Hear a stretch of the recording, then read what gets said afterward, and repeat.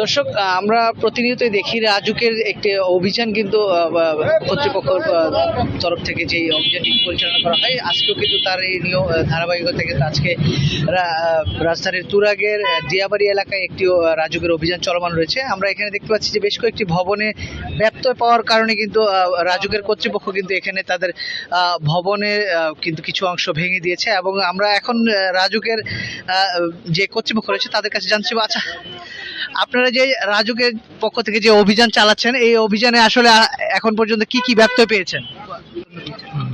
ব্যত্যয় আসলে অনেক ধরনের। বিল্ডিং এর ব্যত্যয়, মূল ব্যত্যয় হচ্ছে যে বিল্ডিং এর নকশা যেভাবে নিচ্ছে রাজুক থেকে, মানুষ এটা মেনটেন করতেছে না। এটা মেনটেন না করে নিজেদের মতো করে, বা দেখা যাচ্ছে যে ওনাদের নিযুক্ত যে ইঞ্জিনিয়ার আছে তাদের পরামর্শে মানুষ বাড়ায় ফেলতেছে, মনে করতেছে যে রাজুক থেকে যেটুকু জায়গায় পাইছে আর একটু বাড়ায় করলে আমার একটু লাভবান হবে। তো ব্যত্যয়গুলো সাধারণত এই ধরনের, যে নকশা মেনে মানুষ করতে চাচ্ছে না বা হচ্ছে না। এখানে হচ্ছে যে মোবাইল কোড করার উদ্দেশ্য হচ্ছে যে মানুষকে এখানে শাস্তি দেওয়া না, সচেতন করা হচ্ছে হ্যাঁ আপনারা নকশা মেনে বিল্ডিংটা করেন। করলে যেমন আপনি যেমন একটা সেটব্যাক ছাড়ছেন, আপনার পাশের লোক সেটব্যাক ছাড়ছে, মাঝখানে জায়গা পাচ্ছে, যে কোনো ধরনের দুর্ঘটনা ঘটতে পারে, দুর্ঘটনা হইতে পারে। হইলে কি হবে, যে এই যে আমরা ফাঁকা জায়গাগুলো তখন এগুলো কাজে লাগাইতে পারবো, বা মানুষকে রিস্কিউ করার জন্য, উদ্ধার করার জন্য জিনিসগুলো কাজে লাগবে। ধন্যবাদ। দর্শক, আমরা আমাদের এখানে আরেকজন এখানে নির্বাহী ম্যাজিস্ট্রেট রয়েছেন, আমরা তার কাছে জানতে চাইবো। আচ্ছা, প্রতিনিয়তই তো আমরা দেখি যে আপনারা অভিযান করছেন, মানুষ সচেতন হচ্ছে না কেন, এই বিষয়টা কি মনে করছেন আপনারা? আমরা তো আমাদের সর্বোচ্চ চেষ্টা চালিয়ে যাচ্ছি। এখন পাবলিক পারসেপশন একটা থাকে যে অন্যরা করছে, আমি কেন করব না। কিন্তু আসলে ব্যাপারটা কি, যে দুর্ঘটনা কিন্তু বলে কয়ে আসে না। আপনার পাশের বাড়ির লোকজন জায়গা ছিল না, সে বাড়িতে উত্তরাতেই কিন্তু এবার হয়েছে এরকম, যে এক বাড়িতে গ্যাস সিলিন্ডার বিস্ফোরণ হলো, পাশের বাড়ি থেকে হচ্ছে লোক নামানো যাচ্ছে না, আগুন ছড়িয়ে পড়ছে, মাঝখানে গ্যাপটা না রাখার কারণে কিন্তু আমরা রেস্কিউ করতে পারি না। তখন হচ্ছে এই ফল্টগুলি খুব বড় আকারে ধরা দেয়। যে কারণে আমরা বলবো যে আপনি যদি নিজের নিয়মের মধ্যে না থাকেন, হয়তো আপনি নিয়মের মধ্যে থাকলে আপনার নিজের জীবনটা বেঁচে যাবে। আর একটা বাড়ি কিন্তু একটা অ্যাসেটের মতো। আপনার এমন না যে আজকে এখানে থাকলাম, 5 দিন পরে মনে হলো ডিজাইনটা চেঞ্জ করে ফেললাম। অন্তত এটা তো 20-30 বছর থাকবে, একটা পার্মানেন্ট একটা স্ট্রাকচার এটা। কাজে এটা যদি আপনি মানে ওয়েল কনস্ট্রাক্টেড না হয়, তাহলে কিন্তু আমাদের রিস্কটা অনেক বেশি থাকে। তা আমরা চেষ্টা করছি আমাদের দিক থেকে, এখন পাবলিকেরটা পাবলিককে করতে হবে। আসলে আমরা দেখতে পাচ্ছি যে এই যে বিভিন্ন সময় বিভিন্ন দুর্ঘটনা ঘটছে, তো এই বিষয়ে আপনারা কি কি সচেতনতামূলক নির্দেশনা দিচ্ছেন?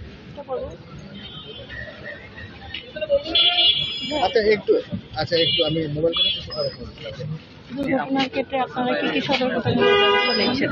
দুর্ঘটনার ক্ষেত্রে আমরা যেসব সতর্কতামূলক, যে মানুষকে সচেতন করার চেষ্টা করতেছি। তারপরে মনে করেন যে আইবির সাথে, রাজুকের সাথে, বিভিন্ন ইঞ্জিনিয়ারিং প্রতিষ্ঠান বা পেশাজীবী প্রতিষ্ঠানের সাথে আমাদের বিভিন্ন ধরনের হচ্ছে। যেমন রাজুক একটা কাজ করছে, যেমন ডিসিকিউআর প্রজেক্ট নেওয়া হয়েছে।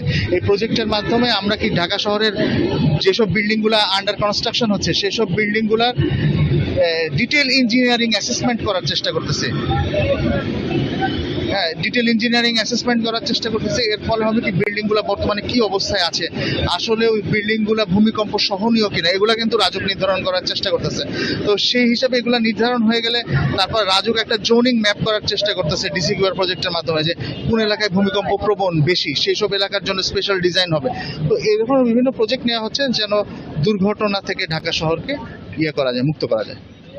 আচ্ছা, আরেকটি বিষয় যে এখন আমি আরেকটি বিষয়, আপনাদের রাজুকের আমরা দেখেছি যে বিভিন্ন সময় অভিযান চলেছে।